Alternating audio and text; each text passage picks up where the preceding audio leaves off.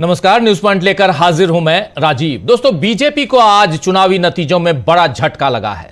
मध्य प्रदेश, गुजरात और बिहार तीनों भाजपा शासित राज्यों में एक एक विधानसभा सीट पर उपचुनाव हुए, जिनके नतीजे आज आए और भाजपा केवल गुजरात की सीट बचा पाई है, जबकि मध्य प्रदेश और बिहार में उसे ऐसी हार मिली है जिसके बाद सीधे बीजेपी के पतन की भविष्यवाणी होने लगी है। जीतू पटवारी ने तो सीधे कहा है कि जनता ने बदलाव की राजनीति का शंखनाद कर दिया है। आइए जरा सुनिए जीतू पटवारी को, सुनिए जरा। दतिया की जनता को खूब खूब खूब साधुवाद, खूब उनका ऋणी और उनका धन्यवाद देना चाहता हूं, जिन्होंने मध्य प्रदेश की राजनीति में बदलाव का शंखनाद किया। उन्होंने, दतिया की जनता ने पूरे देश को, प्रदेश को मैसेज दिया कि भारतीय जनता पार्टी की जो अखंड अहंकार और रिवेंज की पॉलिटिक्स है, भ्रष्टाचार की पॉलिटिक्स है, सत्ता के दुरुपयोग की पॉलिटिक्स है, उसका प्रतिकार किया। एक नई दिशा में प्रदेश को ले जाने के लिए रास्ता दिया। साथ ही राहुल गांधी जी के नेतृत्व को देश पसंद करने लगा। तो ये बयान दतिया की जनता के लिए मध्य प्रदेश कांग्रेस अध्यक्ष जीतू पटवारी ने दिया है, लेकिन देखा जाए तो ये देशव्यापी स्तर पर भी सटीक बैठ रहा है। एक एक सीट पर, जी हां, एक एक सीट पर हार या जीत से मध्य प्रदेश, गुजरात या बिहार में बीजेपी की मौजूदा सत्ता पर कोई असर नहीं पड़ेगा, लेकिन ये नतीजे राष्ट्रीय स्तर पर भाजपा के लिए बड़ा राजनीतिक झटका माने जा रहे हैं। वैसे भाजपा को तीनों सीटों पर अपनी जीत का इतना यकीन था कि उसने पहले से मिठाई बंटवाने का इंतजाम कर लिया था। बिहार के बांकीपुर सीट पर जनता का जश्न मनाने के लिए 200 किलो लड्डू बनाने का वीडियो सोशल मीडिया पर तैर रहा है। अब कहा जाएगा कि 200 किलो लड्डू कहां मिलेंगे, बीजेपी के दफ्तर में। खैर, बीजेपी इन लड्डुओं को प्रशांत किशोर के साथ मिल बांट कर खाती है या नहीं, यह तो आने वाला वक्त बताएगा, क्योंकि कहा जाता है कि प्रशांत किशोर की रणनीति और राजनीति भी बीजेपी को फायदा पहुंचाने वाली ही रही है। इसीलिए बिहार में महागठबंधन यानी आरजेडी और कांग्रेस को अब और ज्यादा सतर्क होना चाहिए, क्योंकि विधानसभा में अब जनसुराज का भी खाता खुल चुका है। बीजेपी हमेशा से अपना मनपसंद विपक्ष चाहती है, तो क्या बिहार में उसकी पसंद चल पाएगी, यह भी देखना होगा। वैसे पवन खेड़ा ने इन नतीजों पर जो कुछ कहा है, आइए जरा सुन लीजिए। दोनों जगह बीजेपी का शासन है, दोनों राज्यों में, मध्य प्रदेश में भी, बिहार में भी। बिहार में तो उस सीट पे राष्ट्रीय अध्यक्ष भाजपा के, उनकी सीट पे यह हालत हुई है। जो कैंडिडेट था वो अपने बूथ से हारा है। अब इसके बाद नैतिकता तो खैर बहुत दूर की बात है, लेकिन क्या कोई नैतिक जिम्मेदारी लेंगे नितिन जी और कुछ देंगे इस्तीफा? दोस्तों, आपको बता दूं कि पिछले 30 सालों से बांकीपुर बीजेपी के खाते में ही रहा है। पहले नितिन नबीन के पिताजी 4 बार एमएलए रहे और फिर 5 बार नितिन नबीन खुद। तो इस बार इतनी आसानी से राष्ट्रीय अध्यक्ष की सीट क्यों चली गई, ये विश्लेषण का विषय है। वैसे इन चुनावों में बीजेपी की हार के पीछे जेन-ज़ी आंदोलन का असर भी माना जा रहा है, जो काफी हद तक सही भी है। एनएसयूआई के, जी हां, एनएसयूआई के पूर्व अध्यक्ष वरुण चौधरी ने क्या कुछ लिखा है वो देखिए। वरुण चौधरी यहां लिख रहे हैं कि देश का युवा जाग चुका है, उपचुनाव के नतीजे से साफ है बीजेपी की लंका में आग लग चुकी है। दतिया उपचुनाव में कांग्रेस पार्टी ने जबरदस्त प्रदर्शन किया है, बीजेपी अपने गढ़ नहीं बचा पा रही है। यूथ और जेन-ज़ी भाजपा भगाओ मिशन पर लग चुका है।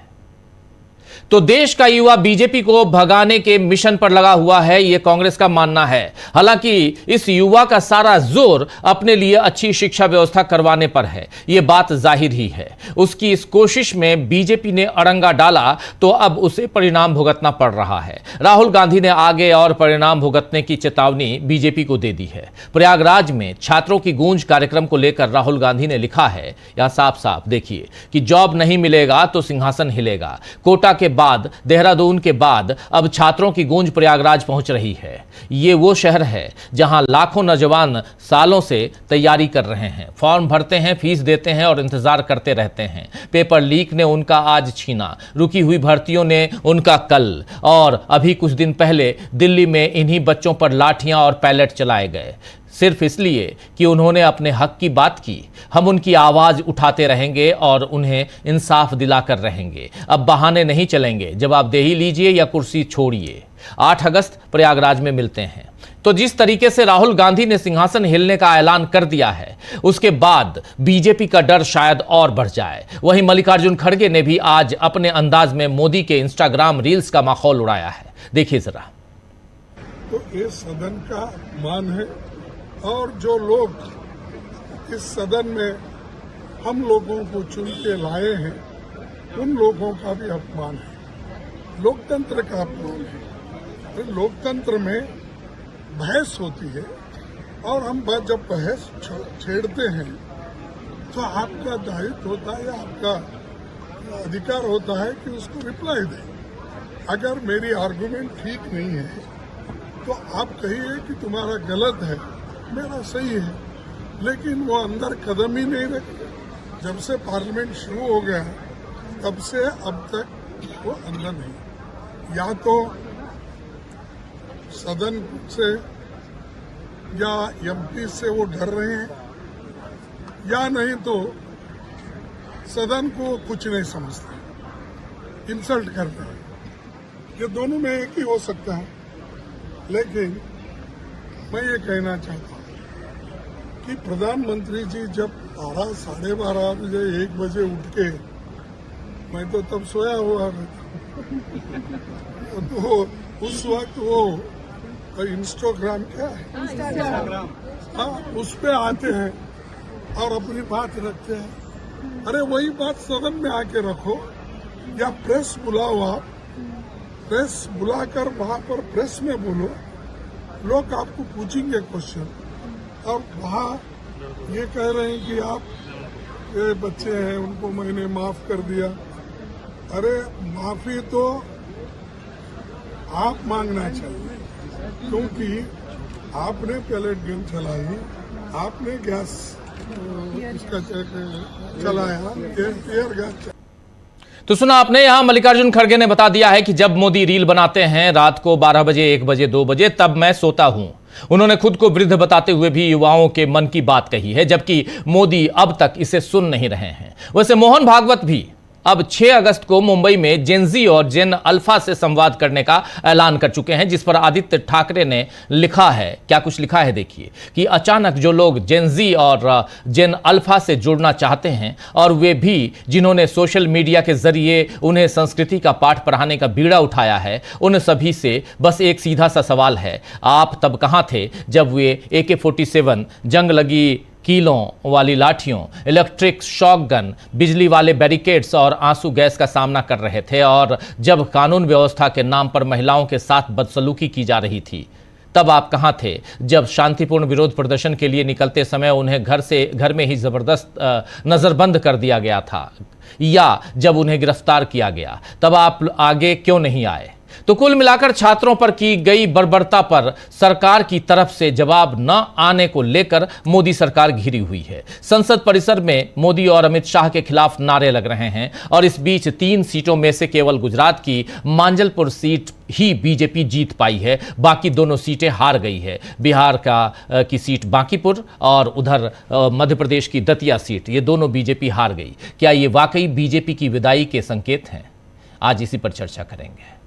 बीजेपी के लिए क्या ये बड़ा झटका है, इस पर बात करते हैं आज। और हमारे साथ कुछ वरिष्ठ साथी जुड़े हुए हैं, पहले उनसे आपका परिचय करवाता हूं और आगे बढ़ते हैं। बहुत इंपॉर्टेंट है आज का दिन बीजेपी के लिए, क्योंकि 3 राज्यों में 3 सीटों पर चुनाव, लेकिन ये तीनों सीट कितने अहम हैं वो आपको समझना जरूरी है। हमारे साथ 6 वरिष्ठ साथी जुड़े हुए हैं यहाँ पर। अमलेंदु उपाध्याय जी हैं, प्रशांत टंडन जी हैं, डॉक्टर राकेश पाठक जी हैं, शकील अख्तर जी हैं और प्रोफेसर अखिल स्वामी जी हैं। साथ में उधर पटना से सीधे हमारे साथी पंकज कुमार हैं। आप सबका स्वागत है, इस्तकबाल है। स्वागत इस्तकबाल अब तमाम दोस्त साथी शुभचिंतक आप सबका जो अब तक जुड़ चुके हैं उनका भी, जो जुड़ने वाले हैं इस कार्यक्रम में उनका भी स्वागत करता हूँ, इस्तकबाल करता हूँ। सीधे जरा दतिया चलते हैं। हमारे साथी डॉक्टर राकेश पाठक जी हैं, फिर पटना चलेंगे, बांकीपुर से हमारे साथी पंकज कुमार जी जुड़े हुए हैं। लेकिन दतिया में क्या दतिया में नरोत्तम मिश्रा ने पूरा खेल कर दिया या कांग्रेस पार्टी ने खेल किया है? डॉक्टर साहब देखिए, सिर्फ कांग्रेस की इस जीत का श्रेय मिश्रा के भितरघात को दें तो ये जनता का थोड़ा सा अपमान होगा। ये मैं बीजेपी के खिलाफ है। नरोत्तम मिश्रा ने उसमें कैटलिस्ट के रूप में काम किया है, जरूर किया है, और अब इसे साबित करने के लिए तो खुद बयान आना शुरू हो गए। बीजेपी के प्रत्याशी आशुतोष तिवारी ने 2-3 बातें आज कही हैं। एक तो उन्होंने कहा कि जो लोग पार्टी को अपनी माँ कहते थे उन्होंने गद्दारी की है। फिर उन्होंने कहा न मारे काहू को ऐसे मोटे राम, किसके लिए कहा है पता नहीं। प्रदेश अध्यक्ष हेमंत खंडेलवाल का बयान भी अभी अभी आ गया है। वे कह रहे हैं कि हर कार्यकर्ता को अनुशासन में रहना चाहिए, जिन्होंने भी अनुशासनहीनता की है उनके खिलाफ कार्रवाई होगी। तो ये जनादेश दतिया की जनता का है, बीजेपी के नेताओं, बीजेपी के मध्य प्रदेश के मुखिया और केंद्र तक की सरकार के रवैये पर एक तरह का ठप्पा है कि ये सब अब नहीं चलेगा। जेन जी के आंदोलन को, जंतर मंतर के आंदोलन को, उसके प्रभाव को भी इसमें जोड़ लेना चाहिए। आज ऐसी कोई भी सीट नहीं होगी जहां युवा मतदाता नहीं है, तो उसे भी इसमें शामिल कर लेते हैं। दतिया की हार बीजेपी के लिए कितनी बड़ी है, इसको ऐसे भी समझा कि खुद नरोत्तम मिश्रा के बूथ पर बीजेपी प्रत्याशी चुनाव हार गए। शकील साहब जानते हैं, दतिया के रहने वाले हैं। बसई में शिवराज सिंह चौहान प्रचार करने गए थे, कस्बा है छोटा, इसी विधानसभा क्षेत्र का। वहां भी बीजेपी का प्रत्याशी हार गया, वोटों में पीछे रहा कांग्रेस से। एक दोनों पार्टियों के भीतरघात का। नरोत्तम बगावत की सर्वविदित है, पूरी दुनिया ने देखा। 12 घंटे 20 घंटे हाईवे जाम रहा, पूरा दतिया शहर बंद रहा। मोहन यादव को मां की गाली दी गई बीजेपी के कार्यकर्ताओं द्वारा। अमित शाह की मुर्दाबाद के नारे लगे। पार्टी ने कोई अनुशासनात्मक कार्रवाई न नरोत्तम मिश्रा के खिलाफ की, न कार्यकर्ताओं के खिलाफ। कांग्रेस में भी लगभग ऐसा ही हाल था, लेकिन इतना खुलकर बगावत न तो किसी कार्यकर्ता ने की, न नेता ने की। पार्टी प्रत्याशी ने शिकायत की। पूर्व विधायक राजेंद्र भारती, जिनके अयोग्य ठहराए जाने से ये उपचुनाव हो रहा है, उन्होंने नुकसान किया है। ऐसा शायद पहली बार हुआ कि मतगणना के एन पहले पार्टी ने अपने भूतपूर्व विधायक को निष्कासित कर दिया, निलंबित कर दिया, निकाल दिया। ये संकेत था कि कांग्रेस सब तेज तेवर में फैसले करने जा रही है। बीजेपी ने कोई फैसला नहीं किया। नरोत्तम मिश्रा बीच बीच में बयान देते रहे, मंच से उन्होंने आंसू बहाए। आंसुओं का एक संदेश है समर्थकों, कार्यकर्ताओं को, उसने भी काम किया। डबल इंजन, ट्रिपल इंजन, सब कुछ होते हुए पार्टी चुनाव हार गई। तो ये मोहन यादव के लिए बहुत बड़ा झटका है कि वे जब से मुख्यमंत्री बने हैं तब से 2 उपचुनाव पार्टी हार चुकी है। विजयपुर, श्योपुर जिले की हुए रामनिवास रावत को बिना विधायक के मंत्री बनाया, उपचुनाव हार गए। डॉक्टर साहब, संक्षेप में दतिया की बात इतनी महत्वपूर्ण है, एक गृह मंत्री जो हारा था 2023 में, उसका टिकट कटा। बीजेपी ने संघ के कार्यकर्ता को, संघ के स्वयंसेवक को, जो संगठन मंत्री रहा था, उसे टिकट दिया। संघ की भी पूरी ताकत लगी थी, फिर भी वे चुनाव हार गए। गुजरात की जीत पर बहुत संक्षेप में एक जरूरी बात कहें सब। भारतीय जनता पार्टी के खाते में सिर्फ 1 सीट गई है, मंजलपुर, गुजरात। लेकिन उस आंकड़े भी नरेंद्र मोदी और अमित शाह की नींद उड़ाने के लिए पर्याप्त है। 2022 के चुनाव में 1,757,000 वोटों से बीजेपी का प्रत्याशी चुनाव जीता था। वो बढ़त कम होते होते 30,000 पर आ गई। 70,000 वोट कम हो गए बीजेपी के। 75.85 या 75% वोट मिले थे पिछली बार बीजेपी को, इस बार 36% वोट मिले जी। गुजरात तो बीजेपी की कार्यशाला है, प्रयोगशाला है, हिंदुत्व की प्रयोगशाला है। नरेंद्र मोदी और अमित शाह का अपना होम पिच है। वहां अगर बीजेपी की बढ़त इतनी कम हो गई है तो दतिया और बांकीपुर से भी ज्यादा चिंताजनक है। बांकीपुर पर आगे हम विस्तार से बात करेंगे। 1957 में सीट बनी थी, पटना पश्चिम। कांग्रेस, वामपंथी, तमाम लोग जीतते रहे। जब परिसीमन के बाद बांकीपुर बनी। 1990 से लगातार यही नितिन नवीन पिता पुत्र जीत रहे थे, 9 बार से लगातार। राष्ट्रीय अध्यक्ष की अपनी सीट हारना छोटी बात नहीं है। आज रात भर आत्ममंथन चलेगा बीजेपी के अंतःपुर में। जी बिल्कुल बिल्कुल। दतिया के लिए एक बात और जोड़ दूं कि दतिया, इन तीनों सीटों में से दतिया ऐसी सीट है जहां 70%, 71% से ज्यादा वोटिंग हुई, जबकि और उसके बाद यानी पूरी वोटिंग हुई है 70, 71, 72% वोटिंग, ठीक ठाक वोटिंग कहते हैं, जबकि 34-35% की वोटिंग इधर बांकीपुर में और 37-38% की वोटिंग जो है वो हुई उधर मांजलपुर गुजरात में। तो इसलिए भी दतिया की जीत पूरी तरह से कांग्रेस के खाते में और दतिया में बीजेपी की हार पूरी तरह से बीजेपी के खाते में, ये साफ है। लेकिन इधर आते हैं जरा पटना में हमारे साथी पंकज कुमार जुड़े हुए हैं हमारे साथ। पंकज जी, ये बताइए कि बांकीपुर में क्या ये पहले से अंदेशा था कि बीजेपी की हार होने जा रही है, जो लगातार पिछले 9 चुनावों से बीजेपी जीत रही थी, पहले 4 बार पिताजी, 5 बार उनके बेटे? देखिए, जिस तरह से बीजेपी ने 40 से 4 प्रचारक उतारा था और कई जो मंत्री हैं, विधायक हैं, एक एक मोहल्ले में वो लोग दौरा कर रहे थे, लेकिन वहाँ का जो जनता थी वो मन बना ली थी कि इस बार बदलाव चाहिए।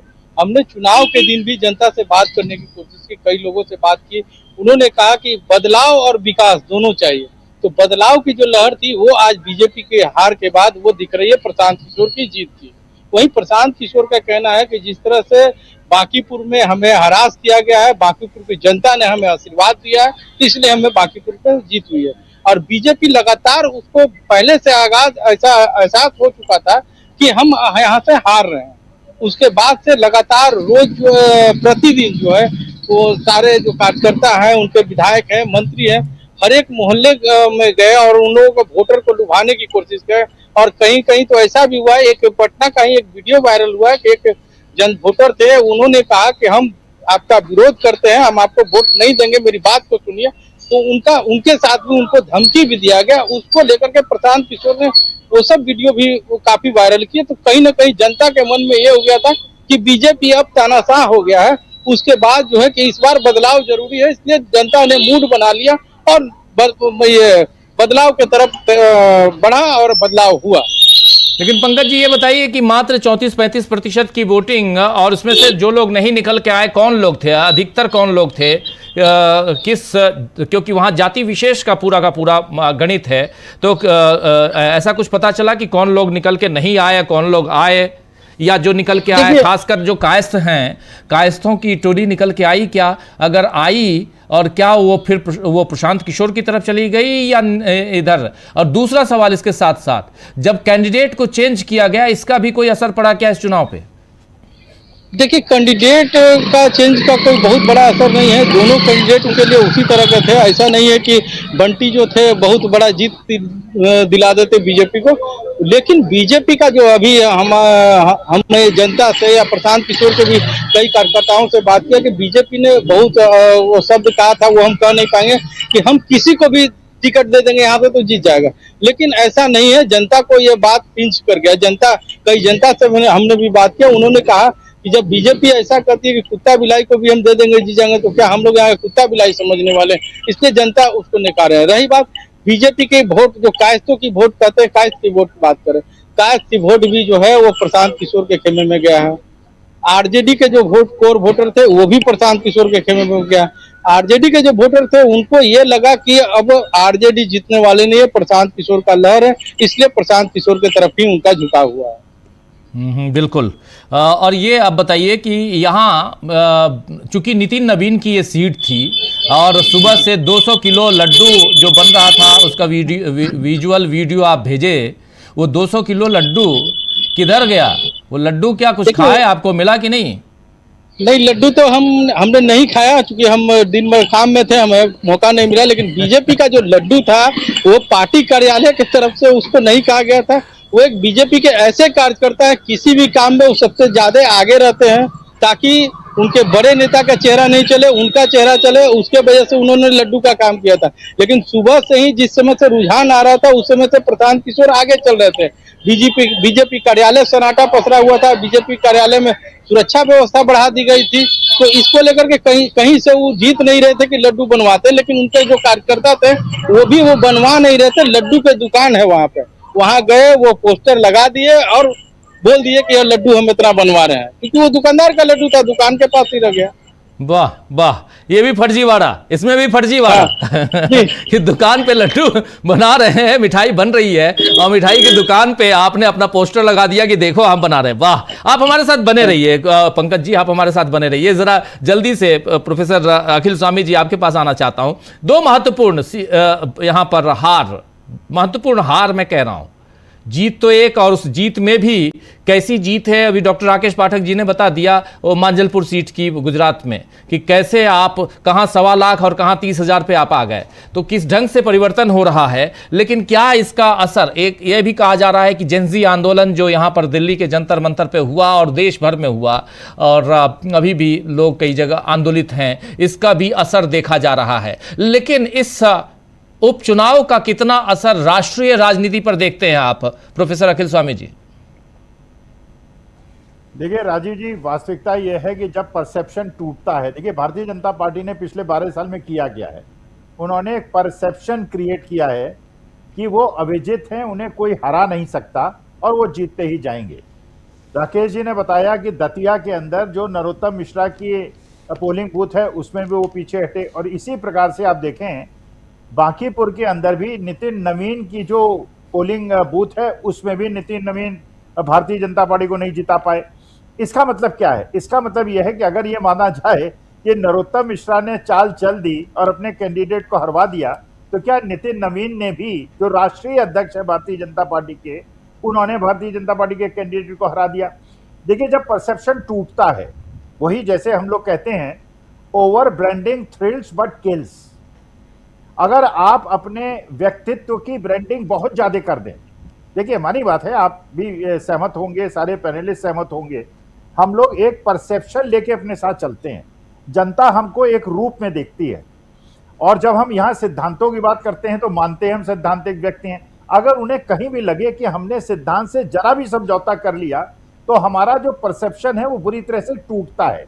और यही देखिए फाइनेंस का नियम है, यही शेयर मार्केट का नियम है, यही कमोडिटीज का नियम है कि जब बहुत ज्यादा पॉजिटिव परसेप्शन हो, उसमें अगर थोड़ा भी चोट लग जाए तो परसेप्शन पूरी तरह से धराशायी होता है और पूरी तरह से रिवर्सल बन जाता है, रिवर्सल पैटर्न बन जाता है। वही आज भारतीय जनता पार्टी के साथ हो रहा है। देखिए अभी तो ये जेनजी का जो आंदोलन है इसमें, और इसीलिए हम लोग इतने दिन से डिस्कस कर रहे हैं, अगर भारतीय जनता पार्टी ने इसको केयरफुली हैंडल किया होता, अगर एक्सेसेस को इतना ज्यादा न बढ़ाया होता, अगर 15 साल की लड़की से हाथ जोड़ के माफी न मंगवाई होती, अगर अभिजीत दीपिके पे इस प्रकार का आरोप न लगाया होता कि 65,000 कमाने वाले व्यक्ति ने अपने बेटे को कैसे विदेश पढ़ने भेज दिया, इसका मतलब यह है कि दलितों को पढ़ने का अधिकार नहीं है, विदेश जाके अच्छी डिग्री हासिल करने का अधिकार नहीं है। हमारे देश के अंदर सब जानते हैं 10% लोग ऐसे हैं जिनकी तनख्वाह, जिनकी इनकम 25,000 रुपए से ज्यादा है, उनकी तो चलिए 65,000 है, इसका मतलब 5% पॉपुलेशन के अंदर आते हैं। और ये अभिजीत दीपिके ने तुरंत वार बैक किया, बिल्कुल फाइट बैक किया। उन्होंने कहा चलिए ठीक है, मैं तो बता दूंगा मुझे स्कॉलरशिप मिली, मैं तो बता दूंगा मैंने एजुकेशनल लोन लिया, लेकिन मोदी जी भी अपनी डिग्री दिखा दें। देखिए आज के तारीख में भारतीय जनता पार्टी जो भी चाल चल रही है, जो भी कदम उठा रही है, वो बूमरैंग कर रहा है। अगर इन्होंने 20 तारीख के पहले धर्मेंद्र प्रधान का इस्तीफा ले लिया होता, वहां एक गलती की, 20 तारीख को एक्सेसेस कराई, माननीय सुप्रीम कोर्ट ने भी कह दिया हाँ ठीक है, लेकिन जो एक्सेसेस हुई हैं उसकी भी जांच होनी चाहिए, उनको भी दंड मिलना चाहिए।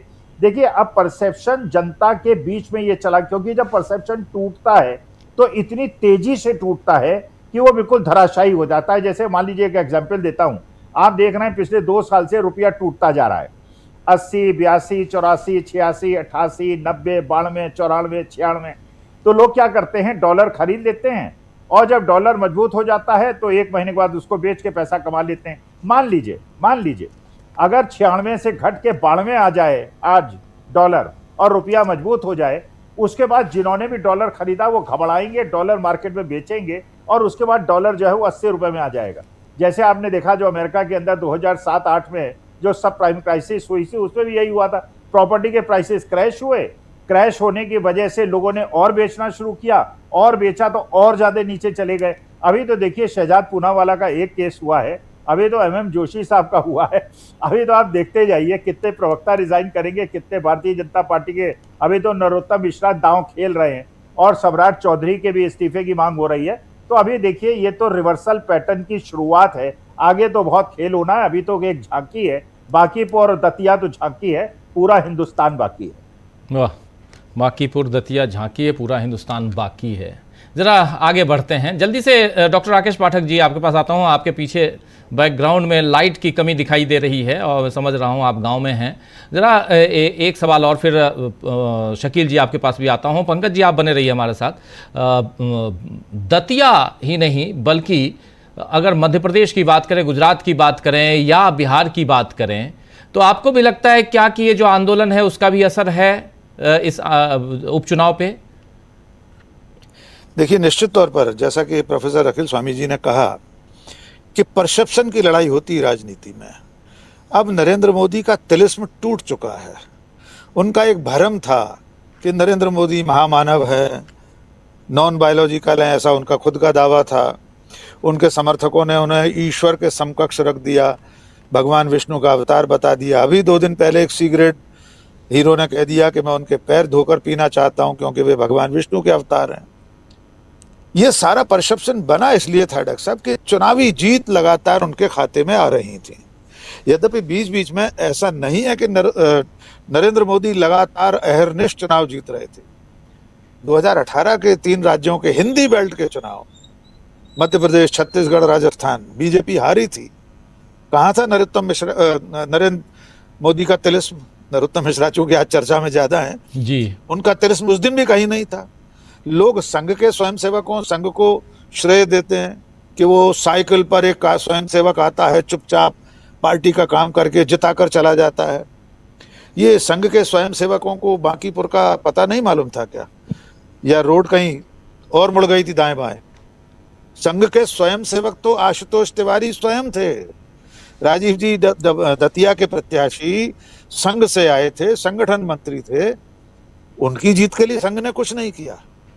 तो सवाल यह है कि ये परसेप्शन अब टूट रहा है और उसमें एक बहुत बड़ी भूमिका युवाओं के इस आंदोलन ने, कॉकरोच जनता पार्टी ने, और अब उसके बाद अल्फा जैन जी जो सामने आ गई है, जैन अल्फा, वो भी एक भूमिका अदा कर रही है। लोगों में डर खत्म हो गया है नरेंद्र मोदी का, अमित शाह का। और मैं फिर दोहराना चाहता हूं, पार्टी के भीतर से नरेंद्र मोदी और अमित शाह का डर दूर करने का काम नरोत्तम मिश्रा ने किया। भले उनका टिकट कटने के बाद अब उनके खिलाफ कोई कार्रवाई हो, लेकिन छोटी घटना नहीं थी उस दिन दतिया का प्रदर्शन, चक्का जाम, नेशनल हाईवे को रोकना, शहर बंद करना, अमित शाह के खिलाफ मुर्दाबाद के नारे लगना, मुख्यमंत्री को गाली देना। खौफ खत्म कर दिया बीजेपी में। और नरोत्तम मिश्रा की वजह से भी अगर चुनाव हारे हैं तो ये भी तो मोदी शाह के डर को खत्म करने की एक निशानी है। हो सकता है आने वाले दिनों में नरोत्तम मिश्रा पर गाज गिरे। हमने बहुत शुरू में कहा था, कई दिन पहले, कि पार्टी ठंडा करके खाएगी। गिनती की शाम तक, जिस दिन मतगणना होगी उस दिन नरोत्तम मिश्रा बचे हुए हैं, उसके बाद उन पर अनुशासन की तलवार लटक सकती है। तो ये आहट है भविष्य के बदलाव की। हम अभी इसको इतना विस्तार नहीं देना चाहते कि नरेंद्र मोदी की सत्ता बिल्कुल खत्म हो जाएगी इससे। उनके पास एजेंसियां हैं, चुनाव आयोग है, सुप्रीम कोर्ट है, और कई बार उपचुनाव वो हारते हैं, बीजेपी हारती है लेकिन बाद में चुनाव में जीत जाती है। जी बिल्कुल, बिल्कुल सही बात आपने कही। लेकिन फिर भी पहले के उपचुनावों की हार और इस बार की इस हार में बहुत अंतर है, क्योंकि इस बीच में यमुना में बहुत पानी बह गया है, बहुत गालियां बह गई हैं, बहुत गालियां तैर चुकी हैं जनमानस के दिलो दिमाग में। नरेंद्र मोदी को रीलबाजी तक आने के लिए विवश कर दिया है। जैसा कि मल्लिकार्जुन खड़गे ने कहा, और कल एक वरिष्ठ पत्रकार से मैं बात कर रहा था, उन्होंने एक बहुत खतरनाक बात का संकेत किया कि अगर प्रधानमंत्री नरेंद्र मोदी किसी दिन आधी रात को अकेलेपन में रील बनाते हुए कह दें कि पाकिस्तान के खिलाफ युद्ध का आह्वान करता हूं मैं, आज रात ब्लैकआउट किया जाता है, तो जब तक लोग उनके बेडरूम तक उनसे पूछने पहुंचेंगे तब तक तो हाहाकार मच जाएगा। ये बहुत चिंताजनक बात है। माननीय प्रधानमंत्री जी के इस दशा में पहुंचने की चिंता सरकार में बैठे उनके सहयोगियों को करना चाहिए। लेकिन फिलहाल खतरे की घंटी तो बज गई है। जी जी बिल्कुल बिल्कुल, बहुत शुक्रिया डॉक्टर साहब। इस विषम परिस्थितियों में आप जुड़े हुए हैं। विषम इसलिए क्योंकि नेटवर्क की भी कमी है और दूसरा लाइट की भी कमी है। जरा जल्दी से शकील जी आपके पास आना चाहता हूं। शकील जी, जेनजी आंदोलन उसके बाद और उसमें हार एक मात ऐसी पड़ी कि इस्तीफा लेना पड़ा जहां इस्तीफे नहीं होते थे, और दूसरी यहां पर महत्वपूर्ण बात कि दतिया में पूरा ठीक ठाक वोटिंग हुई है, और आप तो दतिया को बहुत अच्छे से जानते हैं, आपसे बेहतर और कौन जानेगा हम लोगों के बीच। तो एक तो दतिया, दूसरा पटना में हमारे साथी पटना से जुड़े हुए हैं, वहां का सूरत हाल बता रहे हैं पंकज कुमार जी। लेकिन पटना, ये दोनों क्यों इंपॉर्टेंट है और इस दोनों की हार से क्यों चिंतित होना चाहिए भारतीय जनता पार्टी को और खासकर नरेंद्र मोदी को?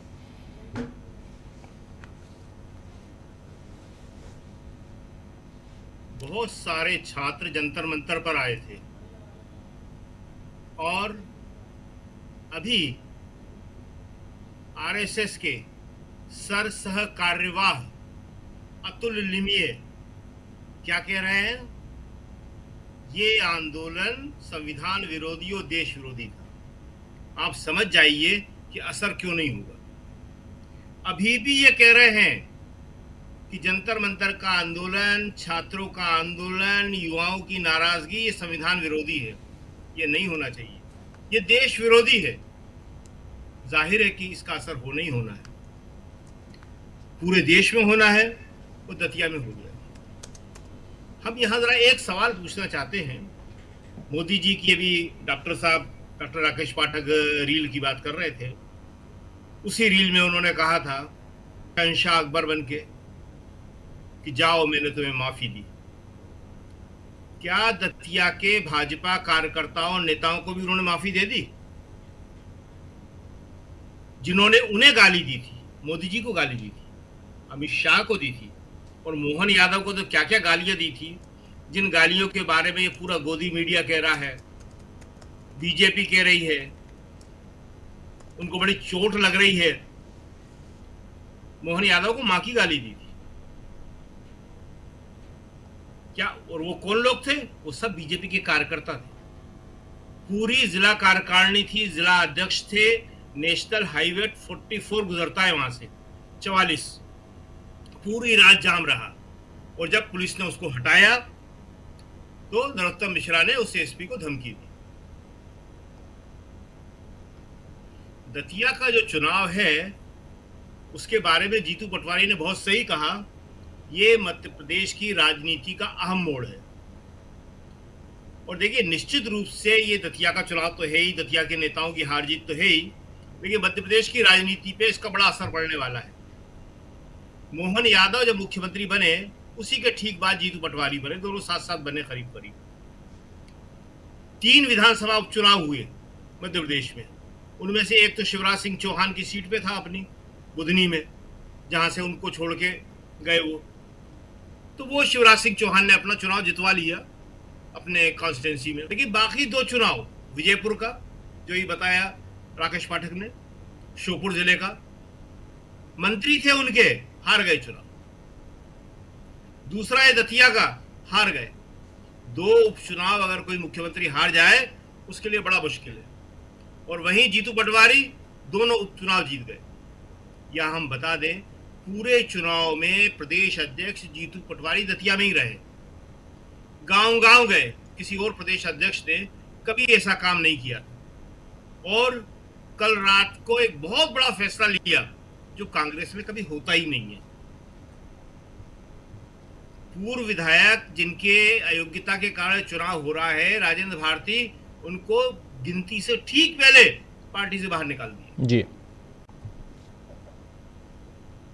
अभी आशुतोष तिवारी जो हारे हैं, उन्होंने भी यही आरोप लगा दिया।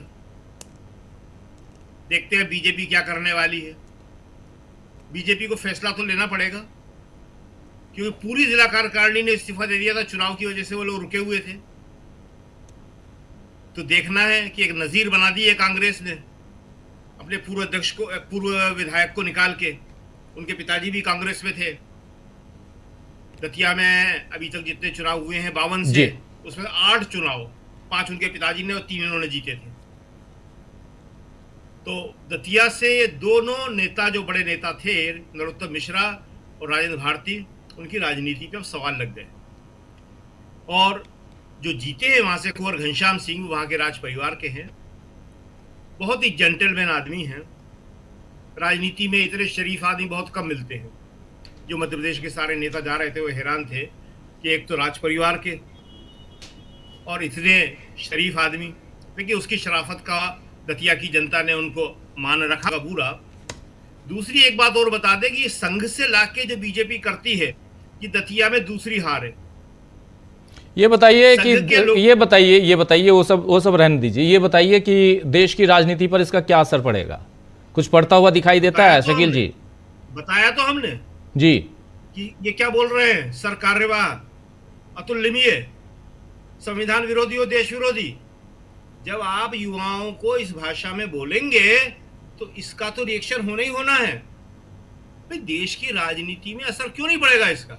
देश की जनता ये कह रही है कि ये तो उपचुनाव में हार जाते हैं, फिर बाकी चुनाव जो मुख्य चुनाव आता है उसमें जीत जाते हैं, तो इसमें क्यों खुश होना? मतलब क्यों खुश होना? फिर खुश की होने की बात नहीं होती है। ये एक राजनीतिक ट्रेंड होता है, एक ट्रेंड होता है। 3 चुनाव थे, तीनों बीजेपी शासित राज्यों के, तीनों सीटें बीजेपी की थी। गुजरात की सीट भी बीजेपी की थी, मध्य प्रदेश की सीट दतिया की बीजेपी की थी और बिहार की सीट भी उनकी थी। 2 हार गए, 2-1 का चुनाव रहा है ये। 2 बीजेपी हार गई, केवल 1 जीती है।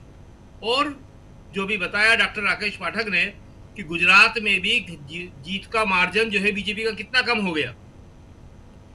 2017 के चुनाव में कांग्रेस वहां इतना काम नहीं कर रही है। अब गुजरात में 2017 के चुनाव में कांग्रेस वहां जीतते रह गई थी। 100 से कम सीटों में बीजेपी को रोक दिया था। राहुल नए अध्यक्ष बने थे उन दिनों, 2017 का चुनाव।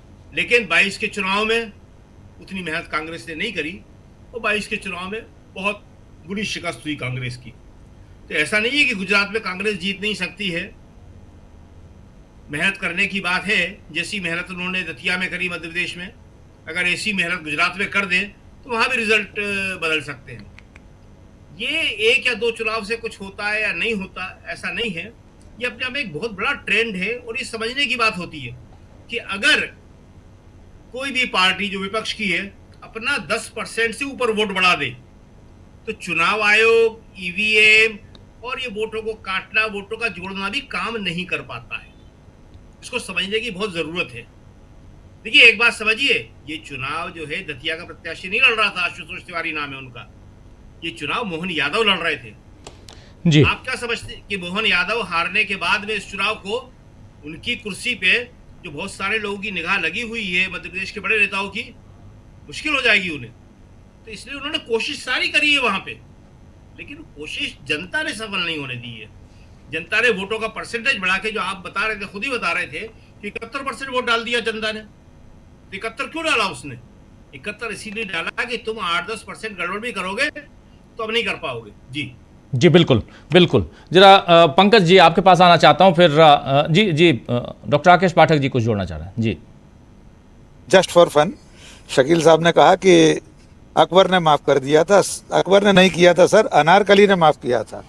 अनारकली ने कहा था कि शहंशाह की इन बेहिसाब बख्शिशों के बदले में ये कनीज जलालुद्दीन मोहम्मद अकबर को अपना खून माफ करती है, जैसे नरेंद्र मोदी ने छात्रों को माफ किया है। जी सर। जी चलिए बिल्कुल। पंकज जी जरा ये बताइए, हालांकि हाँ एक ज़रूरी सूचना कि इस न्यूज़ पॉइंट के बाद पॉडकास्ट देखिए, और कल ही वादा किया था आपसे अगले 2-3-4 दिनों तक लगातार वहाँ जंतर मंतर पर जो छात्र थे, जिन्होंने उस आंदोलन को आंदोलन बनाया, जिन्होंने इस आंदोलन में लाठियाँ खाईं, गालियाँ खाईं, जिनके लिए नरेंद्र मोदी ने कहा कि चलो मैंने माफ़ किया, इनसे आप पॉडकास्ट देखेंगे आज भी, कल भी, परसों भी, लगातार अगले कुछ दिनों तक। आज इस कार्यक्रम के तुरंत बाद आप देखेंगे जंतर मंतर पॉडकास्ट और उसमें समझेंगे कि आंखों देखी 20 तारीख को क्या हुआ या शुरुआत के दिनों में क्या था। चलिए, ये एक सूचना बहुत इंपॉर्टेंट, इसके बाद आप देखेंगे। जल्दी से आना चाहता हूं पंकज जी आपके पास। पंकज जी, ये बताइए कि प्रशांत किशोर पहली बार चुनाव लड़े, उपचुनाव जीत गए, और इससे पहले जो बिहार का चुनाव था, विधानसभा चुनाव में वो कैंडिडेट बने, उन्होंने चुनाव लड़ना ठीक नहीं समझा, अब बने भी नहीं, उससे पहले ही उन्होंने विड्रॉ कर लिया, कह दिया कि मैं नहीं चुनाव लड़ रहा हूं। अब सवाल यह है कि अब चूंकि चुनाव लड़ चुके हैं, जीत के अब वो पहुंच चुके हैं विधानसभा में, उनकी पार्टी की तरफ से क्या खबरें आ रही हैं, उनकी पार्टी में कितना उत्साह है और उस उत्साह में कौन कौन दूसरे दल शामिल हैं? देखिए, अभी दल की बात कही जाए तो दल तो अभी कोई उनके साथ जुड़ा नहीं है। अभी जो भी है उनके जो कार्यकर्ता हैं उनमें काफ़ी उत्साह है। उनका कहना है कि अभी बांकीपुर तो झांकी है, बाकी पूरा चुनाव बाकी है। 2030 की बात कर रहे हैं कि 2030 में प्रशांत किशोर अगला मुख्यमंत्री होंगे, उन्होंने नारा भी लगाया है। प्रशांत किशोर को अगला मुख्यमंत्री बना रहे हैं 5 साल बाद। जी, अरे वाह। प्रशांत किशोर ने लेकिन आज मुख्यमंत्री के ऊपर हमला क्यों बोला है? देखिए, मुख्यमंत्री के ऊपर लगातार वो हमलावर रहते हैं, क्योंकि उनको प्रशांत किशोर को हमें अभी जो चुनाव से पहले उनके यहाँ ईडी का रेड करवाना, जिस तरह से उनके कार्यकर्ताओं को प्रशासन के द्वारा उत्पादन, कहीं ना कहीं तो मुख्यमंत्री के आदेश पे ही पूरा होता है। अब वो उनको इतना परेशान किया गया, और जो भी है उनके साथ उनको जितना जानकारी है वो लगातार उन पर हमलावर रहता है। अभी एक आखिरी सवाल ये बताइए पंकज जी कि जब नितिन नबीन जब राष्ट्रीय अध्यक्ष बने तो बांकीपुर और पूरे बिहार में, पटना में क्या खुशी तो मनाई गई होगी कि देखो हमारे यहाँ का अब राष्ट्रीय अध्यक्ष है, उस समय खुशी मनाई गई होगी?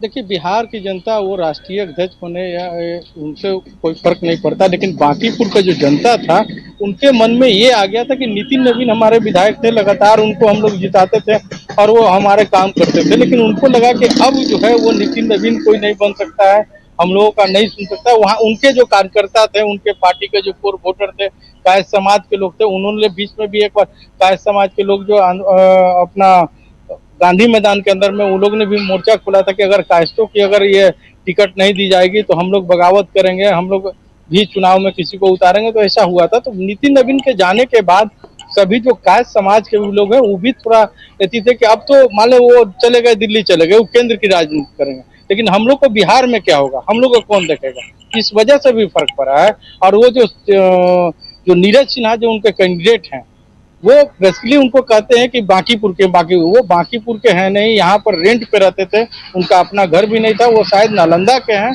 और नालंदा के होने के बाद यहाँ के वोटर हैं, काफी दिनों से आ रहे थे। तो उनको भी जनता को भी ये पता था कि यहाँ का लोकल नहीं है, बाहर के आदमी है, यहाँ आकर के उनको बीजेपी किसी को भी उठा के ला देगी तो हम लोग उसको विधायक नहीं मानेंगे।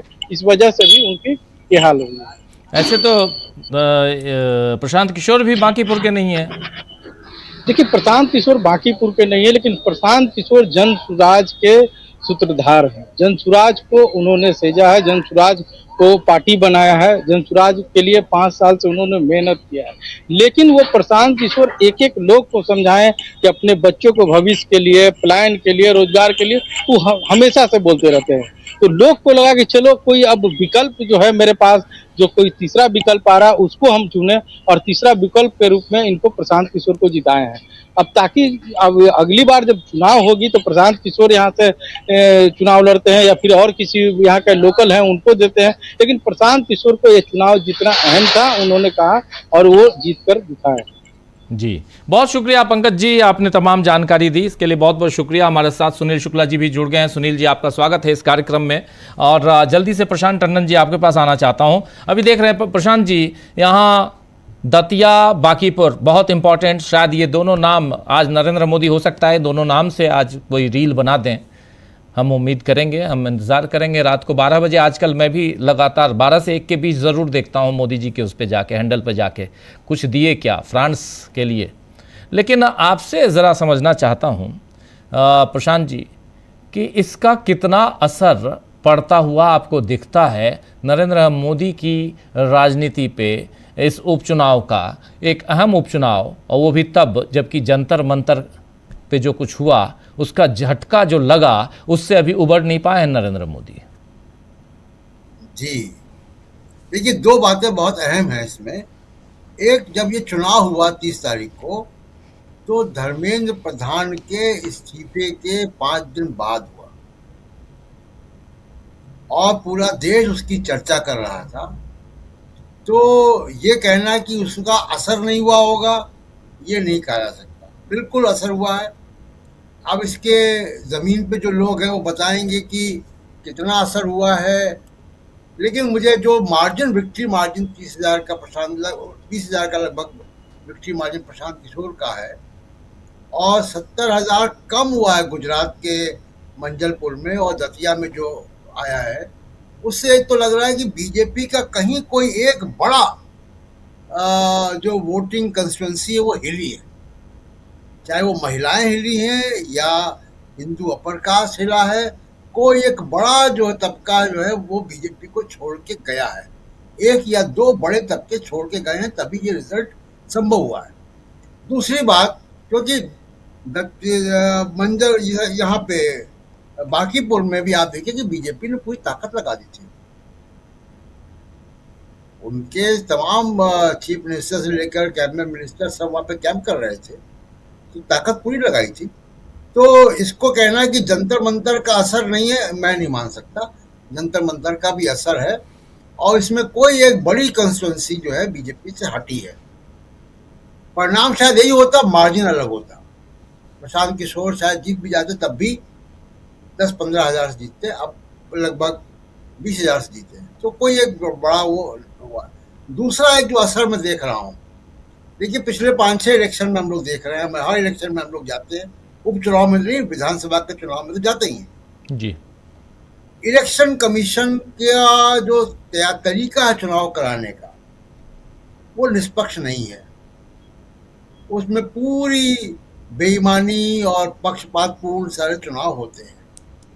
ये चुनाव भी वैसे हुए होंगे, नहीं कह सकते, लेकिन असर ये दिखाई दे रहा है कि जंतर मंतर का असर क्या चुनाव आयोग की निष्पक्षता पे, कार्यशैली पे पड़ा है। क्योंकि ऐसे कोई आरोप नहीं लगे, प्रशांत किशोर की तरफ से भी नहीं लगे और लोगों की तरफ से भी नहीं लगे। तो इसको भी समझना, हमको देखना होगा कि आगे चुनाव आयोग कैसे बिहेव करता है। जैसे सुप्रीम कोर्ट को हम लोग ऑब्जर्व कर रहे हैं कि सुप्रीम कोर्ट अचानक कुछ दिनों से थोड़ा संवेदनशील हो गया है। पहले जो जजेस कहते थे कि हमारे पास समय नहीं है, वो अब छात्रों के मामले पे थोड़ा संवेदनशील हो गए हैं। हमारा वक्त मत खराब करो, अब ये नहीं कहते हैं। और बल्कि वो ऑब्जर्वेशंस के लाइव स्ट्रीमिंग भी हटवा दी है कि लोगों की भावनाएं आहत ना हो उनकी बयानों से। तो ये जो जंतर मंतर का असर है वो कितना व्यापक है, हम उसको देखेंगे आगे चल के। जहां तक प्रशांत किशोर की बात है, देखिए उनको एक जीवन दान मिला है। विधानसभा के चुनाव में 115 जगह उन्होंने कैंडिडेट खड़े किए जन स्वराज पार्टी ने। 2 को छोड़ के बाकी सबकी जमानतें जब्त हो गई थी। 0 स्कोर आया था उनका। उनकी पार्टी को लेकर अस्तित्व का संकट था। इस जीत ने उनको जीवन दान दिया है, और वो एक ऐसे फैक्टर है बिहार में जिनको विपक्ष में जरूर होंगे, लेकिन बीजेपी को उनका विपक्ष में रहना अच्छा लगेगा, क्योंकि वो बीजेपी से ज़्यादा आरजेडी के विपक्ष ज़्यादा बड़े हैं।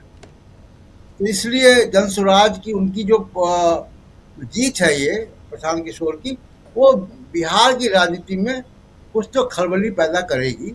और तेजस्वी यादव को भी अब होशियार रहना पड़ेगा, क्योंकि ये ऐसा विपक्ष है बंगाल के जैसा कि जो बीजेपी चाहती है ऐसा विपक्ष रहा। जी राजीव जी जी, बार्गेनिंग कैपेसिटी भी बढ़ जाएगी। अब प्रशांत किशोर की कम से कम जीत के आए हैं अभी तक 115 में से 113 जो कैंडिडेट उनके थे जिनकी ज़मानत जब्त हो गई थी, लेकिन अब एक प्रशांत किशोर का जीत कर आना, अगले चुनाव में प्रशांत किशोर की बार्गेनिंग कैपेसिटी बढ़ जाएगी, ये तय मानिए। अब ये साफ दिखाई देता है। जल्दी से ज़रा आना चाहता हूँ अमलेंदु जी आपके पास, फिर सुनील शुक्ला जी आपके पास आता हूँ। अमलेंदु जी, लगातार सुबह से आप कवर कर रहे हैं, आपको क्या लगता है इन दोनों और खासकर मध्य प्रदेश की राजनीति और इधर बिहार की राजनीति? मध्य प्रदेश में अभी 2 साल बाद चुनाव है, बिहार में अभी 4 साल 5 साल बाद चुनाव होना, 4 साल बाद चुनाव होना है, अभी टाइम है बिहार में, 4 साल भी नहीं 4.5 साल बाद चुनाव होना है, अभी तो चुनाव खत्म हुआ पिछले साल।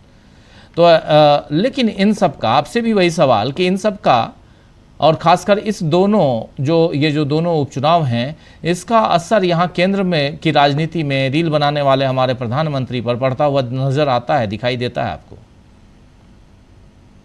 बिल्कुल राजीव जी, रील का असर देखने में आ रहा है। मुझे लगता है शायद रील का असर कुछ ज्यादा ही हो गया और जनता ने रील का जो है वो कायदे से ले लिया, ये समझ में आता है।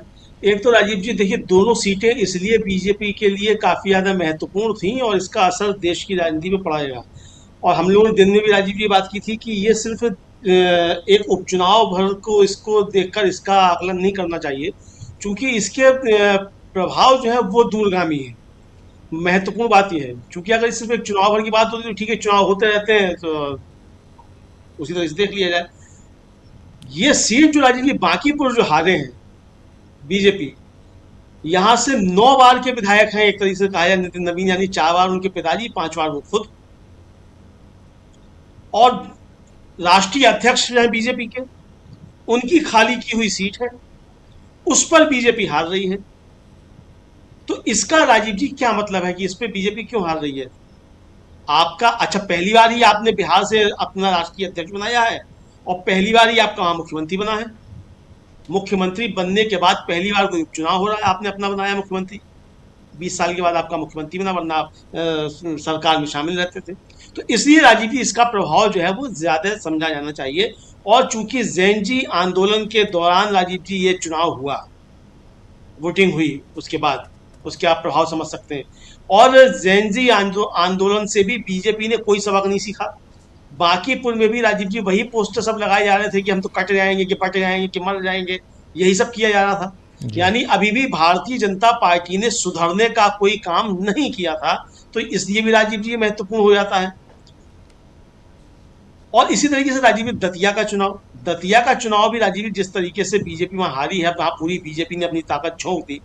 आपका वहां जो पूर्व गृह मंत्री था, मुख्यमंत्री पद का दावेदार था, उसको आपने टिकट नहीं दिया, उसकी सीट है वहां पे। आप कांग्रेस का जो जिसकी वजह से खाली हुई, वो अंदर ही अंदर बीजेपी की मदद कर रहा था, कांग्रेस ने उसको निकाल भी दिया है।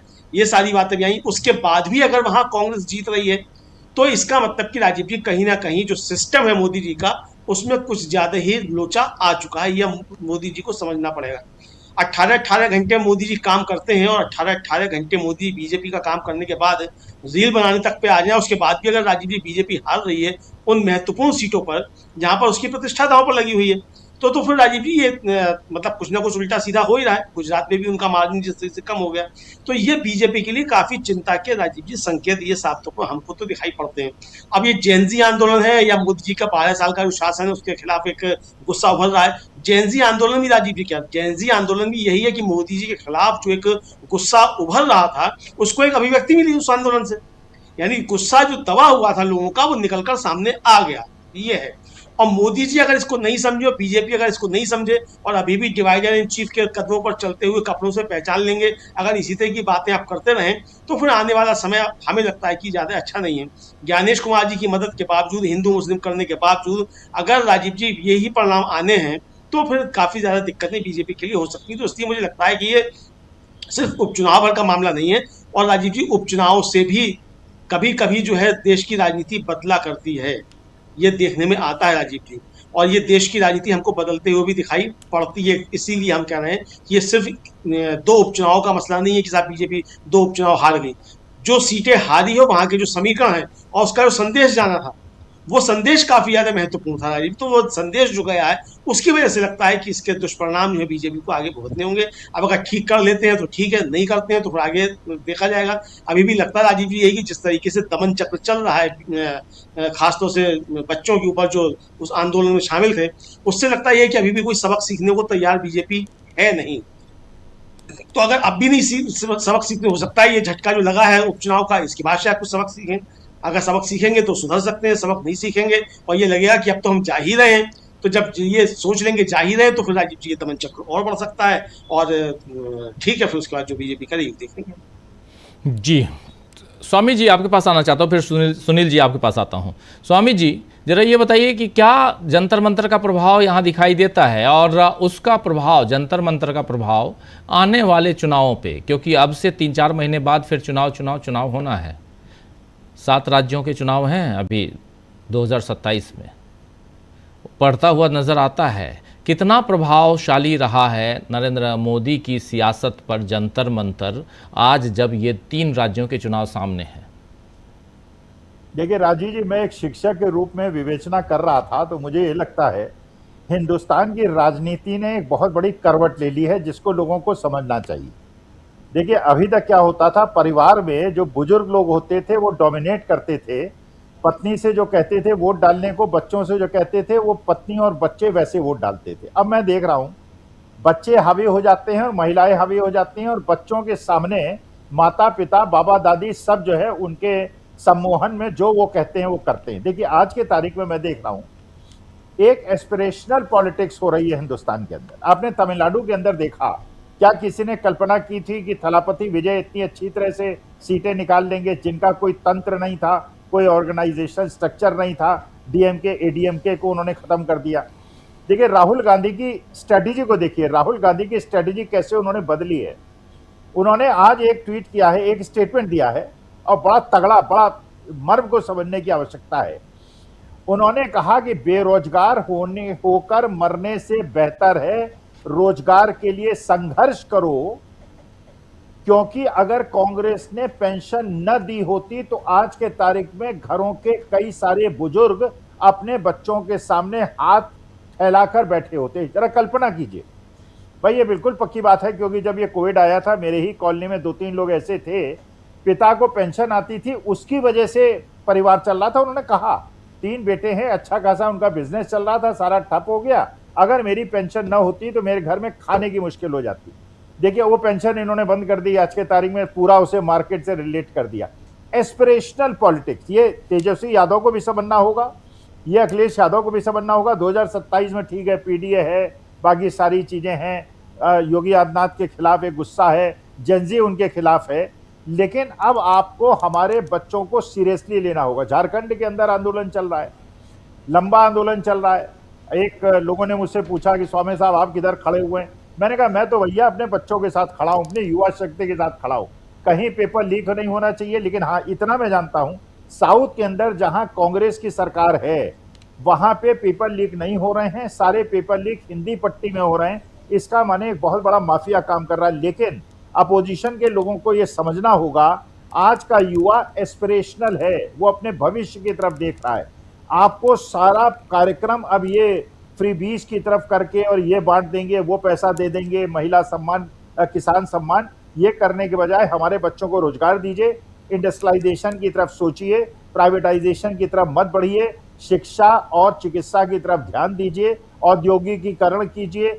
आज आपको पता होगा राजीव जी, इंजीनियरिंग कॉलेज और एमबीए इंस्टीट्यूट बंद हो रहे हैं, उनके यहाँ सीटें नहीं भरी जा रही हैं क्योंकि बच्चों को नौकरियां नहीं मिल रही हैं। देश का मेन मुद्दा नौकरी है, एजुकेशन है और मेडिकल हेल्थ है। राहुल गांधी ने उस मर्म को पकड़ लिया है और यही प्रशांत किशोर ने एस्पिरेशनल पॉलिटिक्स की, इसलिए प्रशांत किशोर जीते हैं। और जो तमिलनाडु के अंदर हुआ है, सभी लोग अगर इससे सबक ले लें, बच्चों को अगर केंद्र बिंदु में रखकर अगर अपनी राजनीति करेंगे तो जीत आप पाएंगे, नहीं तो 2014 में जैसे मोदी जी ने एस्पिरेशनल पॉलिटिक्स की थी, क्योंकि अब ये कोई नहीं सोच सकता ये मेरा फ्रीडम है, ये मैं क्षेत्रीय छत्रप हूं, जो चाहूंगा करूंगा, क्योंकि जनता बहुत ज्यादा चलायमान हो चुकी है और जो एस्पिरेशन, उनके सपनों को पूरा करने की बात करेगा वही जीतेगा, बाकी लोग विपक्ष से और राजनीति से खत्म हो जाएंगे। आपने देखा बांकीपुर के अंदर कैसे आरजेडी कितने कम वोट पाई, जबकि अच्छी खासी मुसलमान और यादवों की वहां पे संख्या है। तो अब ये यादव, मुसलमान, ब्राह्मण, ठाकुर, ये सब नहीं चलेगा। बच्चों की एस्पिरेशंस को पूरा कीजिए और इलेक्शन तभी आप जीतेंगे। जी जी, बहुत शुक्रिया स्वामी जी। सुनील जी, ज़रा ये आपके ज़रिए समझना चाहता हूं कि ये दोनों चुनाव, तीनों चुनाव के रिजल्ट को आप कैसे देखते हैं? धन्यवाद राजीव जी। एक तो मध्य प्रदेश और बिहार का दोनों उपचुनाव है, वह उसके ऊपर पूरा असर जंतर मंतर के आंदोलन का।